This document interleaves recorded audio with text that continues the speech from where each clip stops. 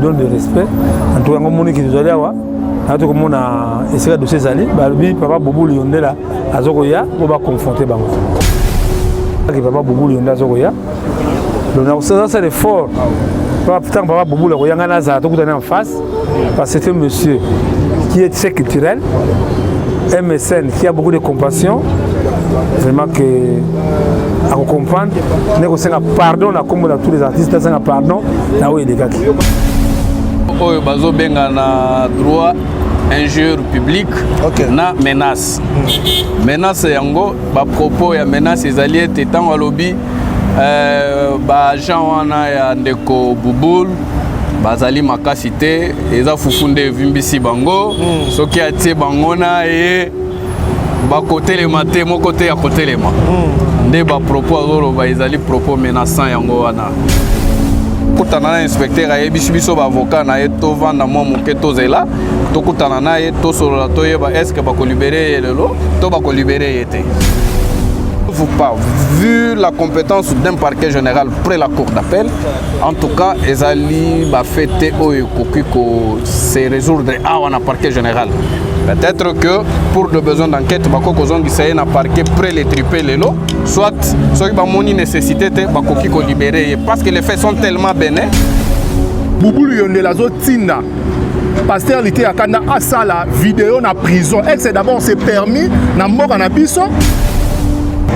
Et puis azoti na yango epa ya batu ye moko aza et puis batu musunde bazo benga yango to linto de mentir yango na miso batu nyonso toyoki Boubou Lyondé la te mo epe to appuyer yango ezate parce que Boubou Lyondé c'est notre grand frère asa aservara mboka oto yebi très bien mais elle est kana nenga kimia pour que et apaiser ndeko et apaiser pe bandeko musu ba diaspora kuna de bato moki.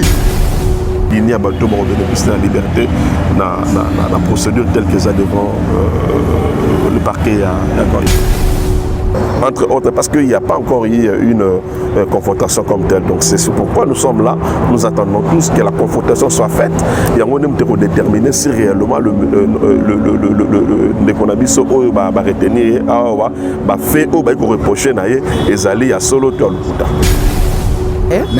L'ité a koeba penser à Bouboul te Bouboul nde aza auteur a penser na ye moko nde akoki koeba penser na ye zali ndai ko réclamer parce que biloko nyonso lité azoloba tokende pai tokende tozonge pai même si toza ba jusité tozomona quand même c'est vrai na niveau lité ata bango balikunzi ba maître qui ne connaît pas lité dans ce pays.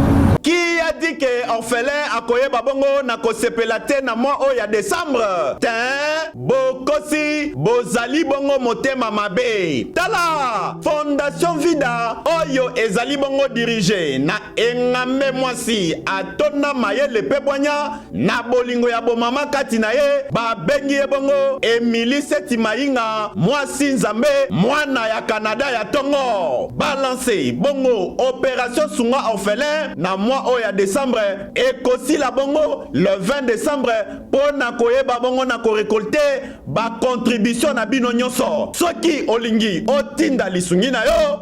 Lelo toyena banda kuna bino ko frapper pour na koluka aide. Donc tu as besoin de soutien na bino avec $1 tu peux sauver une vie. Alors en plus de cela tu as besoin de soutien na bino bilamba, chaussures, bajouer. Donc ceux qui besoin nango bo hésiter ko contacter ngai te na numéro na ngai ezali 647 533 43 10. Soki ya solo ozalaka na motema ya bomoto sala lokola mama Emily Seti Mainga mwana ya Canada ya tongo na $1 na yo ya pamba okoki kosunga mwana ayeba pe na kobika. Fondation Vida ya solo olakisi ya solo ete bolingo ya bonzambe ezali kati na bino pe Emily Seti Mainga ozali penda solo moto nzambe ndenge bazali kobenga yo. Pour coller l'utile à l'agréable awa na Kinshasa délégation moko ya Fondation Vida bakitaki bongo na commune ya Kisenso na orphelinat La Miséricorde. Maman rose en douleur, moi j'ai pas perdu l'air, c'est l'histoire des mères en pleurs. Histoire de mère remplie, on avance dans le jet, c'est pas pour faire plaire. Jamais à l'heure que des sales histoires. À nous la victoire. Le temps lui passe, pas de cadeau, bis réfléchis, tabac dans la tête de Boudigo, y'a pas d'âme. Des corps au sol, marée de sang, sans descente de port. En cas de descente, il faut rester fort. Dans le B, Christian Diarrière et des morts. J'appuie sur la gâchette, Nivagati, on dit que ça comme Katara. Vie mort si blessé, j'ai moi la mort. Des taches de sang à façon sans mon blazer. Je me vois marcaner comme dans la série, mais toujours en vie, y'a mère, y'a mère, y'a mère. Je porte le nom de ma rue, ainsi je me fais killer, je veux des affiches de moi. Histoire d'Oseyo, quartier violent comme les Koulouna. Je suis paro dans mon bed la night, que puis-je faire pour eux? Je s'aligne mes ennemis, préparer les armes en position de tir. Pour compenser mes prises de risque, j'ai fait des doigts. Ce qui peur c'est fait péter la loi de la rue, respecte la loi. Alléluia, alléluia. C'est que tu me dis-moi qui sera le prochain, dis-moi. C'est vraiment baby good qui t'a quand c'est couleur du salaire. Des langues, des douleurs. J'ai dit des douleurs. J'espère qu'ils agissent du mal. Maman rose en douleur. Moi j'ai pas peur dealer. Ça l'histoire des mères en pleurs.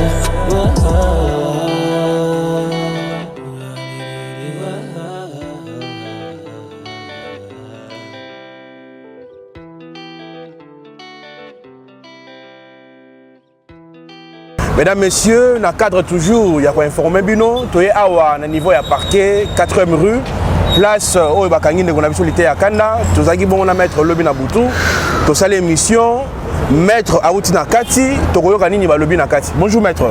Bonjour Ndekoshik. Sangonine. Kimezali.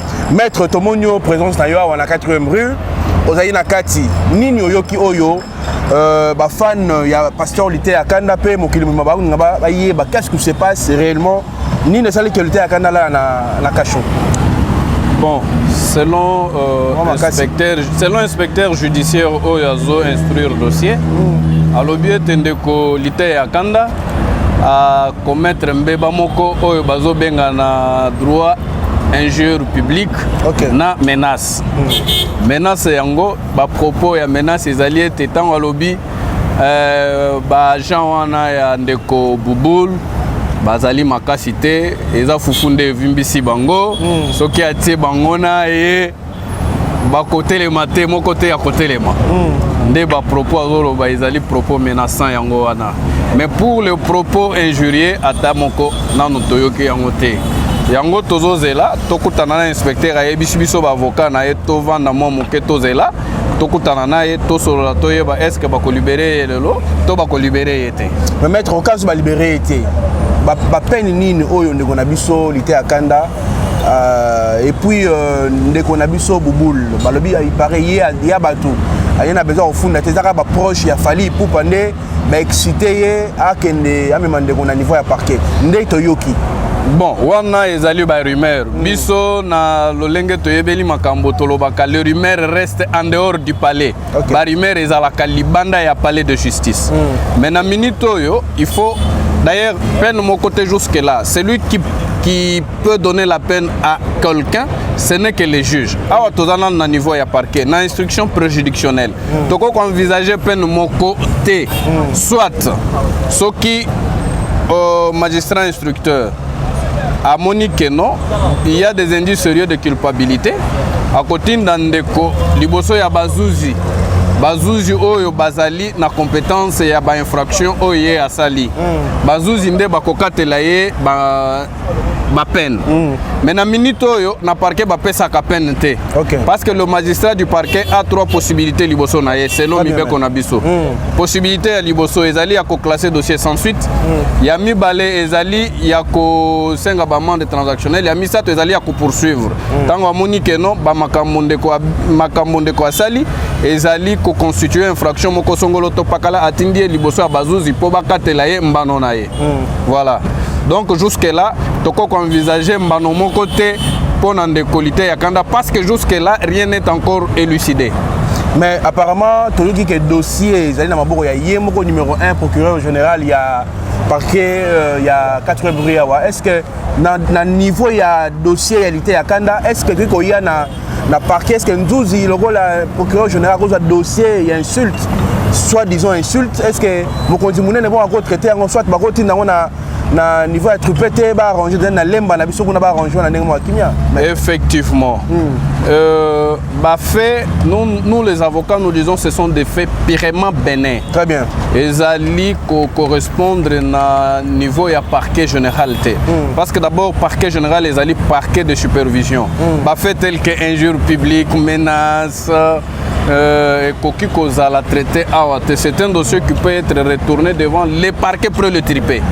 Mais tu as habité, et effectivement dans le cabinet du procureur général Yemoko, tu as habité décision du procureur général à Kokiko Zouana Tongo et Lelo.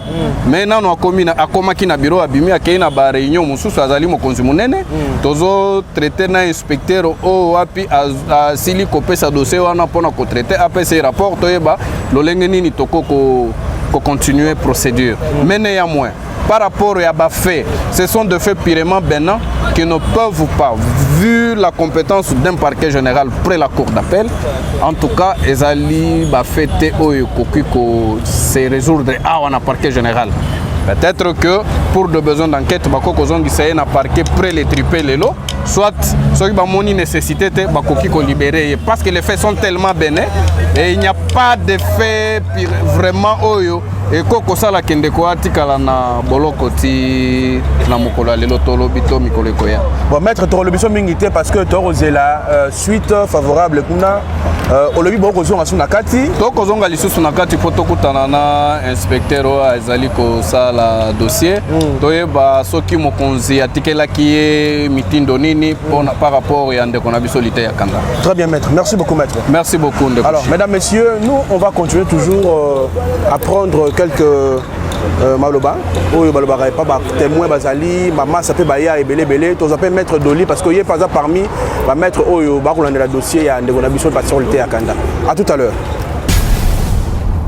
Chez Bissou Télévision, chaîne oyo ekokani. Voilà mesdames messieurs, tous appelés manager Azawa. Papa n'a pas son beauté. Yo tout le monde a compris à pasteur lité à kanda donc quelque part bon manager aye toyoki que Boubou Lionel lobby sengeli pasteur lité à kanda asenga pardon na kati ya cacho neti kofi asenga pardon. Est-ce que la rumeur on a tout makambo isa solo to zandengi? Bon, c'est reste à vérifier, pasteur lité à kanda ninga zawana ngana za manager na Dieu merci Kitumbu azape na ndenge amemela rapé bureau na ye azana ba maître avocat azape na bato ebele jamais ko sala eloko moko ya bongo Boubou Lionel azo tinda pasteur lité à kanda asala vidéo na prison c'est d'abord c'est permis na mboka na biso et puis azotine na yango epa ya batu ye moko aza et puis batu musunde bazo benga yango to linto démentir yango na miso batu nyonso toyoki Boubou Lionel te mo epe to appuyer yango ezate mais soki pasteur lité ya kanda akoluka ko réparer na Boubou Lionel tant que grand frère na eux et ça problème te parce que mabe za départ ou d'autres ya sala ki mabe batu na ye ba sala ki mabe et puis passe taper à répliquer entre analeki là nous sommes d'accord et na ninga ndaku na ninga cadrement ben na ndenge ke ya roya ba caméra ba nini là biso vraiment to séparer en plus ba mettre avocat baza d'accord na ngote c'est la famille to lukato réparer jamais passer lité ya kana pas bolunga pas cha ba relation na e acha boye parce que Boubou Lionel c'est notre grand frère à ça à servir mboka auto yebi très bien mais elle est kana ninga kimia pour que et apaiser ndeko et apaiser pe ba ndeko musu ba diaspora kuna de ba to moki lobinga téléphone na la lité ba na États-Unis ba na poto sikoyo tozo kende wapi na makambu oyo lobi to lobi kuna soki komba na continuer ti libana mboka et rozala bien te pona bandeko mususu etant que bana mboka etant que biso tout oza ba congolais to senga na grand frère na biso Boubou Lionel eloko wana emeke mpe na nuko doser parce que ndenge zo kendele kende mabe ezo kende vraiment mabe. Merci beaucoup mon amour on a CP lumière. Bonjour maître. Bonjour mon ami. Tout le monde est na parquet général il y a 4 rues beaucoup mis na niveau ni na dossier il y a pasteur lité à kanda. Bon, à l'instant où nous sommes, notre frère, il a été arrêté hier, c'est que ça s'est connu de tout le monde. Ok.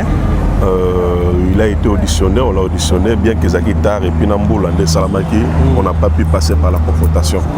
Aujourd'hui, si nous sommes venus, c'est parce que Tozana, il faudrait une confrontation Salamalelo. Ok. la confrontation de Baïbaka, infraction et vendité. Parce que nous pouvons dire que l'infraction n'est pas établie, mais sur base de la confrontation, déjà hier, dans l'audition, il a été génial. Donc, c'est quelqu'un à féliciter parce que l'audition Salamaki Malamu Mingi, pour nous, les défenseurs, on constate que les faits ne sont pas établis. Très bien. Mais maintenant, ça reste à voir peut-être la confrontation de Toutanan de Koboubou, parce qu'hier, quand de Koboubou est venu, on n'a pas eu la confrontation compte tenu à pluie. C'est aujourd'hui que nous espérons que la confrontation au Salama, afin que Toye Bako déchiffrer le dossier. Mais maître, tu as commis 12h45, tu as déjà 13h. Est-ce que à comité ou à comité? Bon, jusqu'à là, à comité, on lui a fait signe, il dit qu'il est en route. Nous attendons encore qu'il vienne. Déjà, je suis au vers 8h, l'instructeur paie à dossier a commencé déjà vers 8h, mais on attendait que lui. Donc s'il ne vient pas, en tout cas, le parquet va passer outre parce que la liberté, c'est un droit. Donc pour retenir Wana, ils allaient peut-être répondre on a constaté que peut-être il y a des indices de culpabilité à son égard, mais aussi fuite négoce à la crainte. Mais pour ce qui nous concerne, nous disons que fuite négoce à la crainte, c'est un homme marié, son adresse est connue, donc, il est de devoir naïe à bénéficier de la liberté. Ce qui dossier Wana, Barolingaba, instruit jusqu'à la fin, en tout cas, il peut venir se présenter à un homme libre, et puis au cas où constater qu'il est dans le bain, le dossier sera transféré devant le maître. Selon la rumeur, Toyoki, le a fondé pour une incitation à la haine, un jour public, Boubou Lionel a déterminé que Ndegonabi solitaire à Souka en prison. Est-ce que Tommy Bekoni par rapport à l'insulte, un jour à Sali na niveau immédiat? Vous devez comprendre que Bouboul n'est pas magistrat, il n'est ni inspecteur. Donc Bouboul Azali n'est qu'un Congolais, surtout à se plaindre devant la justice. Donc au titre que Kangaye, d'abord, réseau dépendant de Bouboul. Donc on l'a interpellé parce qu'il y a eu une plainte qui a été déposée contre lui. Continue d'être dans ma cas là, et ça dépend de bon vouloir de Bouboul. Parce que lui, il n'est pas magistrat tel que je viens de dire, il ne travaille pas dans la justice. Donc c'est à la justice maintenant, on a su réellement transférer dans ma cas là ou pas. Donc ils ont dépendre de la volonté de Bouboul. Mais maître, le lingue bakangela qui est est-ce que ça la marabongo? Quand on a un enlèvement, une invitation, subitement, est-ce que Nami Beko et le bon maître? Bon, en fait, sur la procédure pénale, on parle des actes de procédure. Entre autres, il y a la plainte, mais il y a quoi, l'invitation. L'invitation, oui. Bon, mais maintenant, aspect mon combo et le ministère public aussi peut procéder par un mandat d'amener ou peut bien par un avis de recherche. Bon, Bongo va procéder peut-être à une invitation, un avis de recherche entre guillemets. Il semblerait qu'il adresse qui en côté.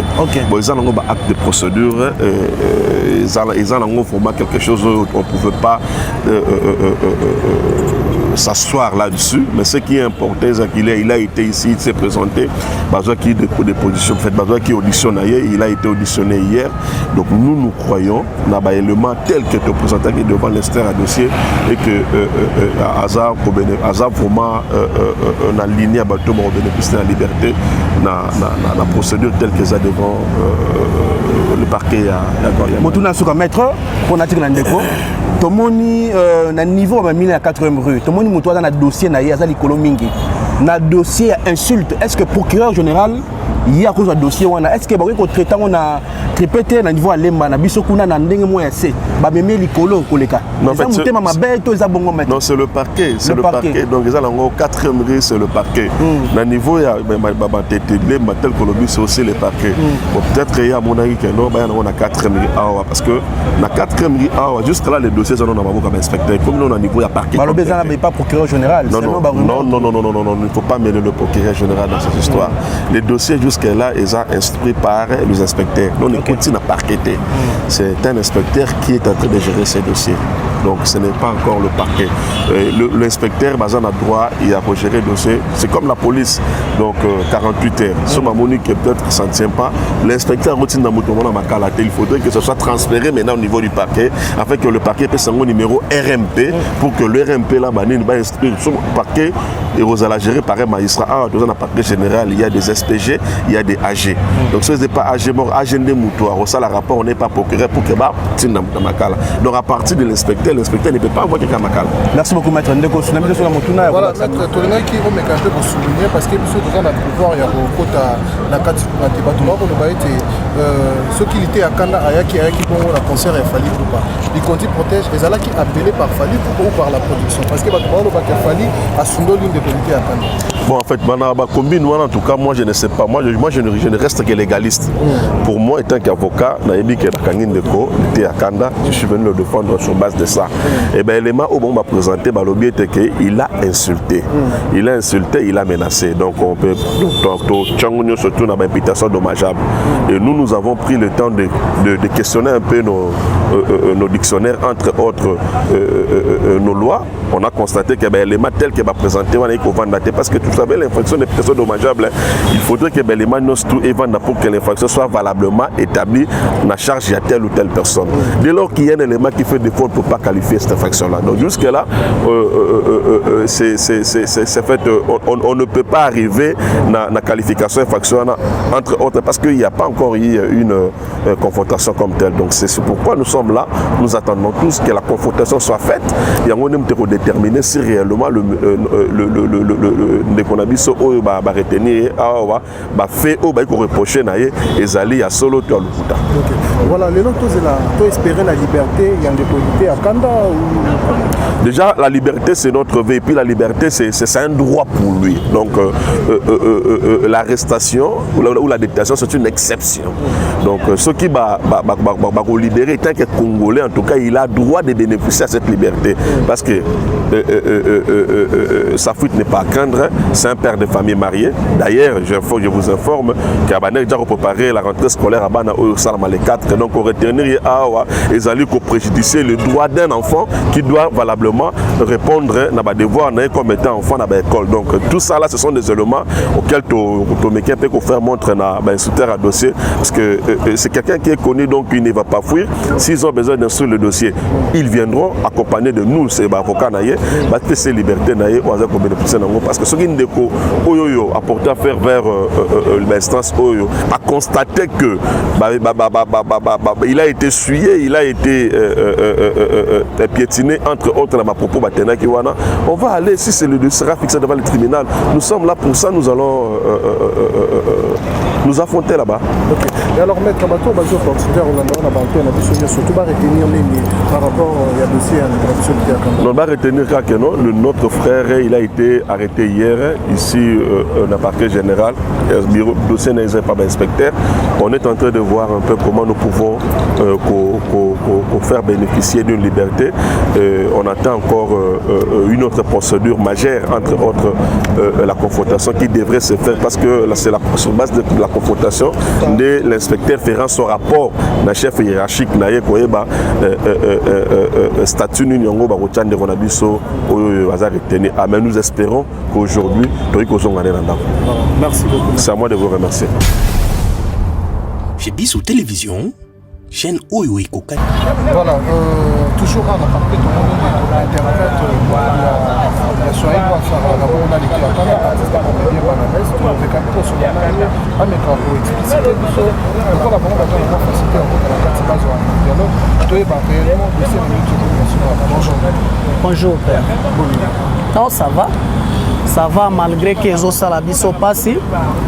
Comme on a un responsable comme pasteur l'été à Kanda, kozala na bisika ya boye, eza vraiment bien té. Donc toza na passe mingi. Toza vraiment na passe mingi. Asimama qui hier, Bakanga qui est sur la vie des recherches. Jusque là dossier ça parce que déjà à la base elle a l'accueil. Bon, toza wana, tozo la procureur à Koma pour affaire ezano na niveau d'inspecteur.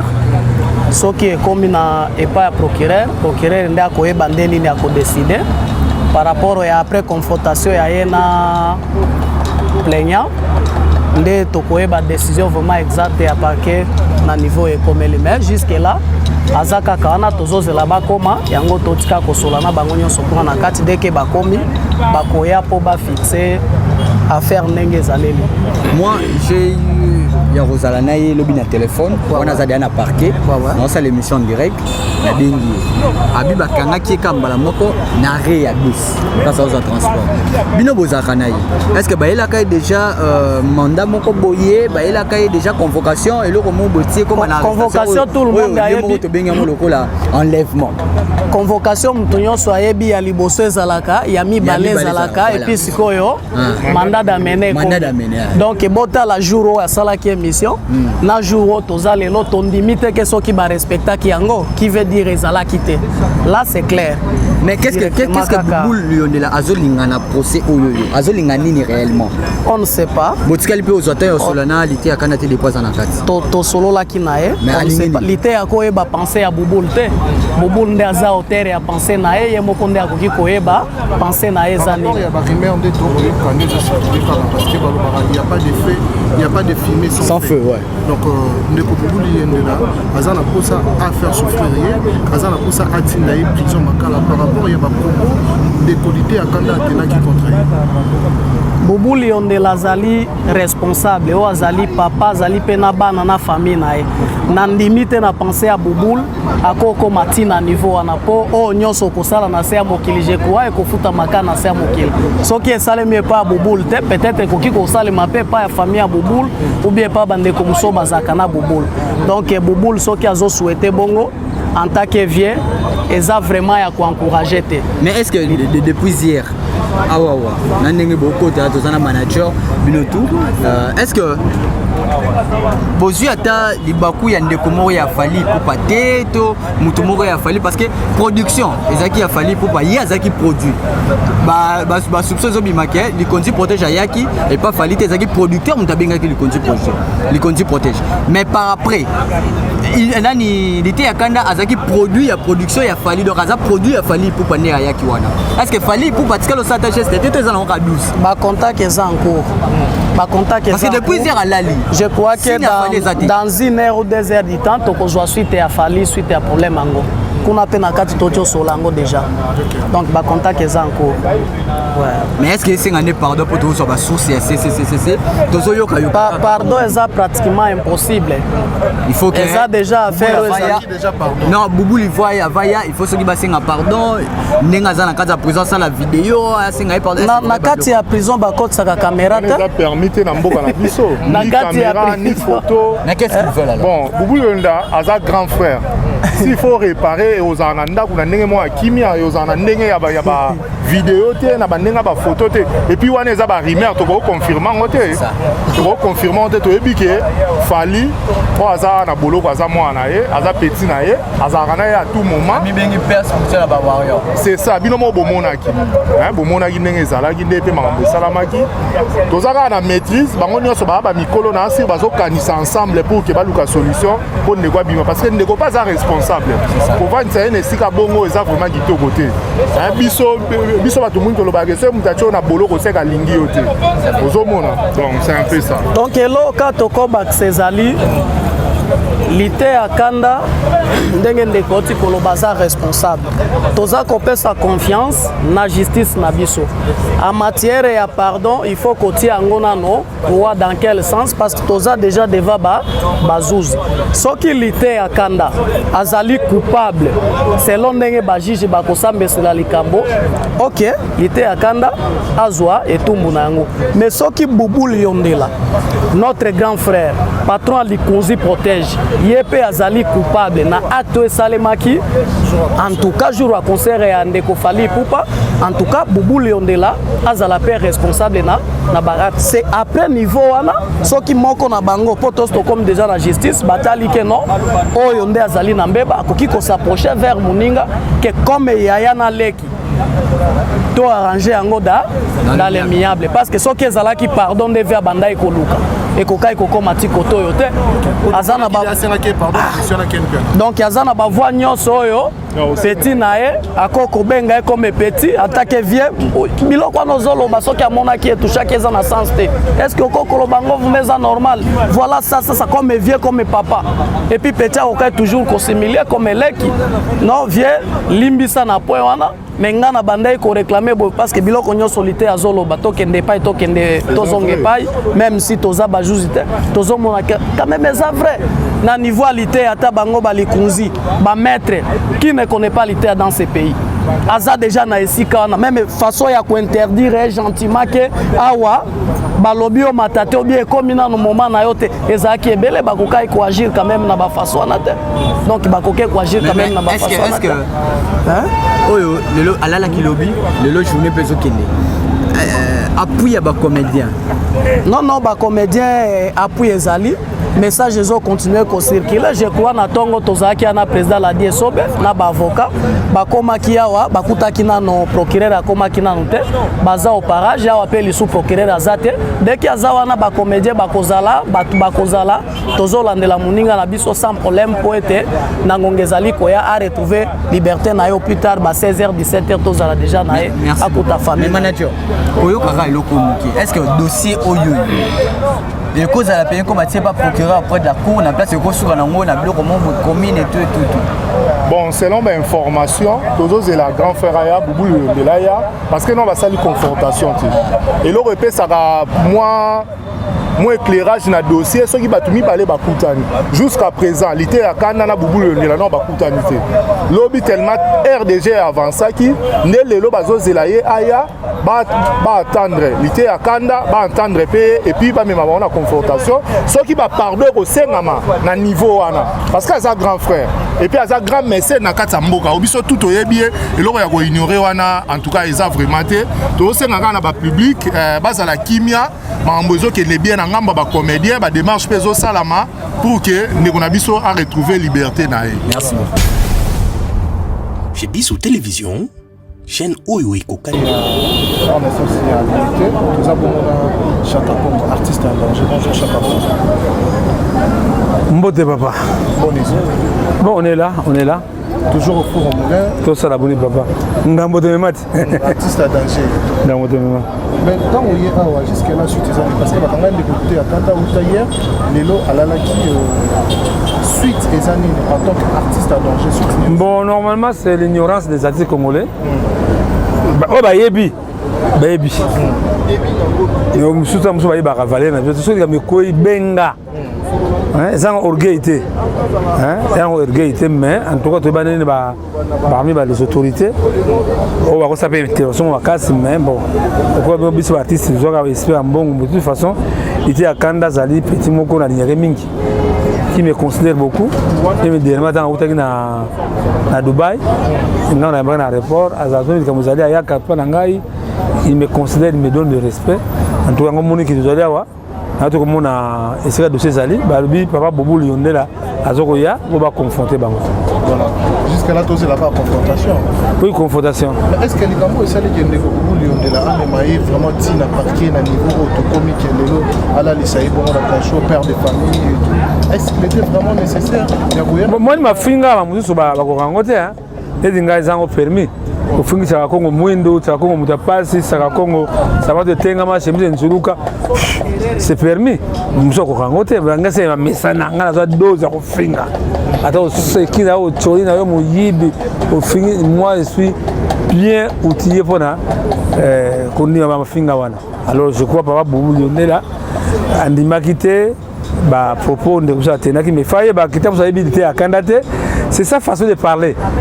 Comme il était à Kandaya, il va Nengoana, mais il ne faut pas comprendre. Bon, il a fait ça dans la comédie, mais dans la comédie, il a ma camp. Voilà. Mais ce qu'on est longtemps où tout le monde est artiste à danger, est-ce que tu espères une solution pour la liberté de développer le Kanda? Je crois que nous déjà dans la carte, nous n'avons pas de dossier Zali. À Syria, qui papa Boubou Lyonda Zogoya. Donc, ça, c'est l'effort. Putain, papa Boubou Lyonda Zogoya, tout en face, parce que c'est un monsieur qui est très culturel, un mécène qui a beaucoup de compassion, vraiment que à comprendre, nous avons un pardon, comme tous les artistes, nous avons un pardon, là où il est gâté. Voilà, mais les autres, il était à Kanda d'un côté, Azabé a raison par rapport à parce qu'il a été massacré en tant qu'artiste et comédien aussi. Non, wana sikoyo, bande kuna biso ba oh bah ça la sécurité bah même nga zaka victime na makambo pas le tumba na ko ba il a pas souka ngai mbonge kuti bungaka Alors vraiment que c'est très triste que tant qu'on va qu'il y a un podium, bah mon ceux qui bah mon embrouillé dans la podium dans la région de Bango, mais tant mon était à Kanda, c'était un motomoko leader quand même. Il faut faire respect, mais façon à mettre à Kanda était un délégué en tout cas et ça qui bien en tout cas. Ah on te dit bon à moto, tout le monde papa Boboul, pas de bois moto.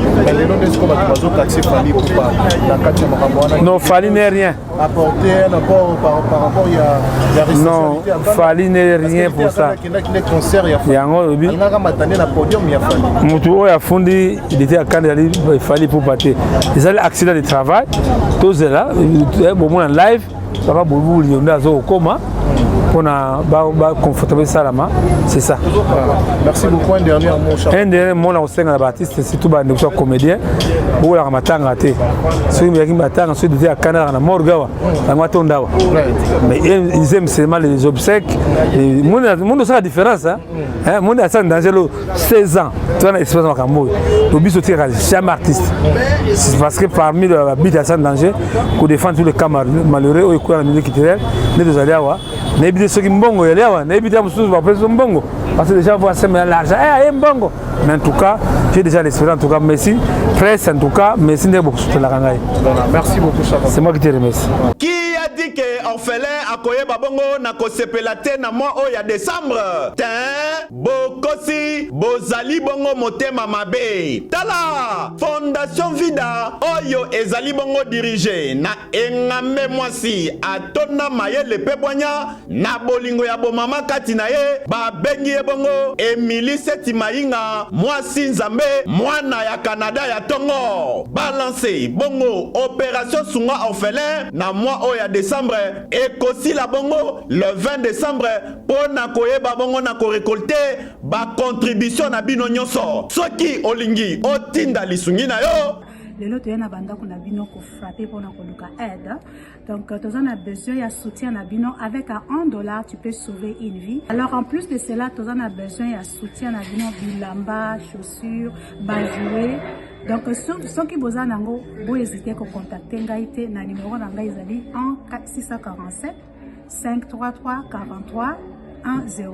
Soki ya solo ozalaka na motema ya bomoto sala lokola mama Emily Seti Mainga mwana ya Canada ya tongo na $1 na yo ya pamba okoki kosunga mwana ayeba pe na kobika. Fondation Vida ya solo olakisi ya solo ete bolingo ya bonzambe ezali kati na bino pe Emily Seti Mainga ozali penda solo moto nzambe ndenge bazali kobenga yo. Pour coller l'utile à l'agréable, awa na Kinshasa délégation moko ya Fondation Vida bakitaki bongo na commune ya Kisenso na orphelinat La Miséricorde. Maman rose en douleur, moi j'ai pas peur dealer, c'est l'histoire des mères en pleurs. Histoire de mère en pleurs, on avance dans le jet, c'est pas pour faire plaire. Jamais à l'heure que des sales histoires. À nous la victoire, le temps lui passe, pas de cadeau, bis réfléchis, t'as pas dans la tête de Rudigo, y'a pas d'âme. Des corps au sol, marée de sang, sans descente de port. En cas de descente, il faut rester fort. Dans le bec, Christian Diarrière et des morts. J'ai appuyé sur la gâchette, n'y va gâcher, on dit que ça comme Qatar. Oui, mort si blessé, c'est moi la mort. Des taches de sang à façon sans mon blazer. Je me vois marcaner comme dans la série, mais toujours en vie, y'a mer, y'a mer, y'a mer. Je porte le nom de ma rue, ainsi je me fais killer, je veux des affiches de moi. Histoire d'oseille au quartier violent comme les Koulouna. Je suis pas gros dans mon bed la night. Que puis-je faire pour eux? Je s'aligne mes ennemis. Préparer les armes en position de tir. Pour compenser mes prises de risque, c'est des doigts.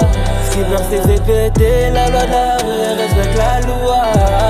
Alléluia, alléluia. C'est que mais dis-moi qui sera le prochain, dis-moi. C'est vraiment baby good qui t'a quand cette couleur du salaire. Des langues, des douleurs. J'ai dit des douleurs. J'espère qu'ils agissent du mal. Maman rose en douleur. Moi j'ai pas peur dealer, ça l'histoire.